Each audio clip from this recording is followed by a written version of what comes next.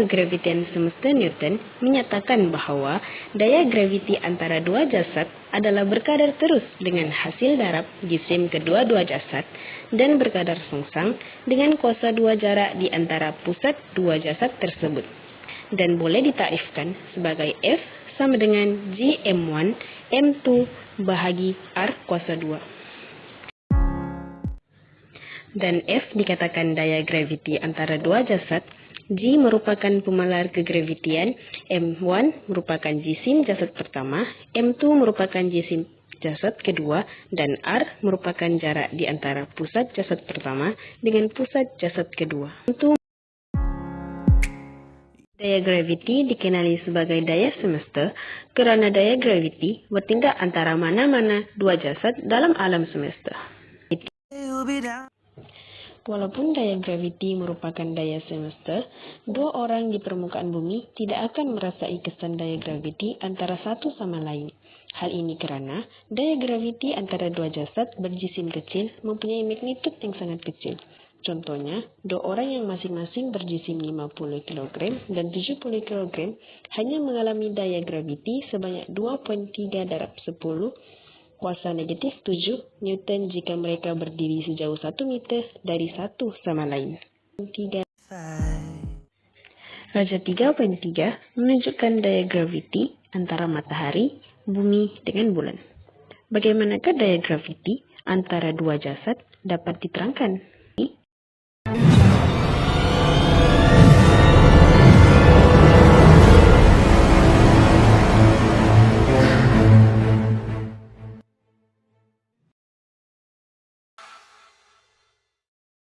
Salam sejahtera semua, saya Nadia dan kali ini kita akan belajar tentang daya graviti.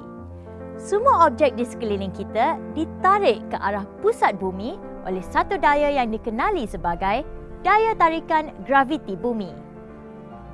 Daya ini menyebabkan objek jatuh ke arah bumi apabila dilepaskan. Daya tarikan graviti ialah suatu kuantiti vektor. Unit SI baginya ialah Newton. Medan graviti ialah satu kawasan di mana objek di dalamnya akan mengalami daya tarikan graviti. Setiap objek yang mempunyai jisim akan mempunyai medan graviti di kelilingnya. Medan graviti bumi menganjur ke angkasa lepas dalam semua arah. Semakin jauh kita berada dari pusat bumi, semakin lemah medan graviti bumi. Kekuatan medan graviti ditakrifkan sebagai daya graviti yang bertindak ke atas suatu objek berjisim 1 kilogram. Medan graviti diwakili oleh simbol G. Dengan itu, G bersamaan dengan F bahagi M, di mana F adalah daya yang bertindak ke atas objek dan M ialah jisim objek. Unit bagi kekuatan medan graviti ialah Newton sekilogram. Suatu objek yang jatuh di bawah daya tarikan graviti tanpa pengaruh daya-daya luar seperti rintangan udara dikatakan sebagai jatuh secara bebas atau jatuh bebas. Secara praktiknya, jatuh bebas hanya berlaku dalam keadaan vakum, iaitu dalam ruang yang tidak mengandungi udara. Objek yang jatuh bebas akan memecut. Pecutan ini dikenali sebagai pecutan graviti. Pecutan graviti tidak bergantung kepada jisim sesuatu objek. Di permukaan bumi, pecutan graviti ialah 9.8 meter sesaat. Unit pecutan graviti ialah meter sesaat dan diwakili oleh simbol G. Maka kekuatan medan graviti dan pecutan graviti kedua-duanya diwakili oleh simbol G. Untuk membuat perbezaan di antara medan graviti dan pecutan graviti, kita perlu ingat dua perkara. Yang pertama, apabila suatu objek berada dalam keadaan pegun, simbol G yang digunakan merujuk kepada kekuatan medan graviti bumi. Kedua, jika objek itu bergerak, iaitu jatuh bebas ke permukaan bumi, simbol G yang digunakan merupakan pecutan graviti. Objek yang jatuh bebas mengalami pecutan seragam. Tetapi magnitud pecutan graviti itu bergantung kepada kekuatan medan graviti. Anda sering kali mendengar cikgu menggunakan istilah berat dan jisim. Apakah perbezaan di antara berat dengan jisim? Berat satu objek ditakrifkan sebagai daya graviti yang dikenakan ke atas objek itu. Jisim pula ialah kuantiti jirim dalam suatu objek. Mari kita kaji jadual perbezaan antara berat dan jisim. Berat berubah mengikut tempat. Jisim tetap di semua tempat. Berat ialah kuantiti vektor, manakala jisim adalah kuantiti skalar. Unit SI bagi berat ialah Newton. Unit SI bagi jisim ialah kilogram. Sekarang kita akan cuba menjawab beberapa soalan bagi mengukuhkan kefahaman kita tentang topik hari ini. Soalan pertama. Sebuah puing angkasa berjisim 24 kg berada pada jarak 7.00 darab 10 kuasa 4 meter dari pusat bumi. Berapakah daya graviti antara puing angkasa itu dengan bumi? Apabila sebuah puing angkasa berjisim 24 kg berada pada jarak 7.00 darab 10 kuasa 4 meter dari pusat bumi.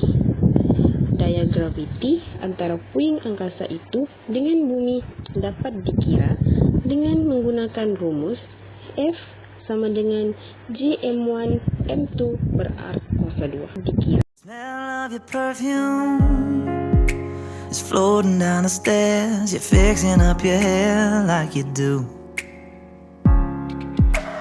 I know that I'll be a mess the second that I see you. You won't be surprised, it happens every time, it's nothing new. It's always on. Soalan kedua. Sebuah satelit kaji cuaca sedang mengorbit bumi pada ketinggian 560 km. Berapakah nilai pecutan graviti di kedudukan satelit itu? God, you can read my mind. Apabila satelit kaji cuaca mengorbit bumi dengan ketinggian 560 km, nilai pecutan graviti dapat dikira menggunakan rumus G sama dengan Gm per R tambah H dalam kurungan kuasa 2. I'm speechless. You already know that you're my weakness. After all this time, I'm just as nervous every time you walk into the room. I'm speechless.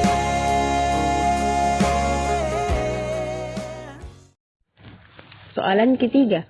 Sebuah satelit buatan manusia berjisim 400 kg mengorbit bumi dengan jejari 8.2 darab 10 kuasa 4 meter.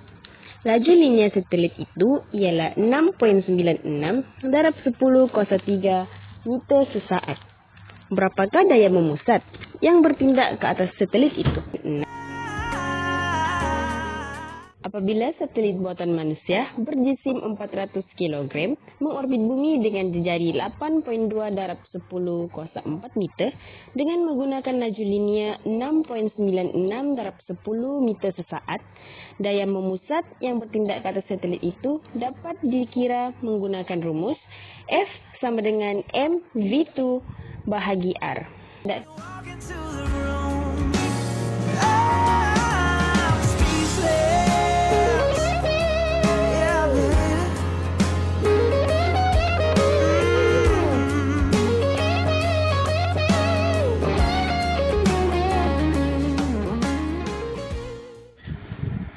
Planet ditarik mengorbit mengelilingi matahari dengan jejari orbit 5.79 darab 10 kuasa 10 dan tempo peredaran 7.57 darab 10 kuasa 6 saat.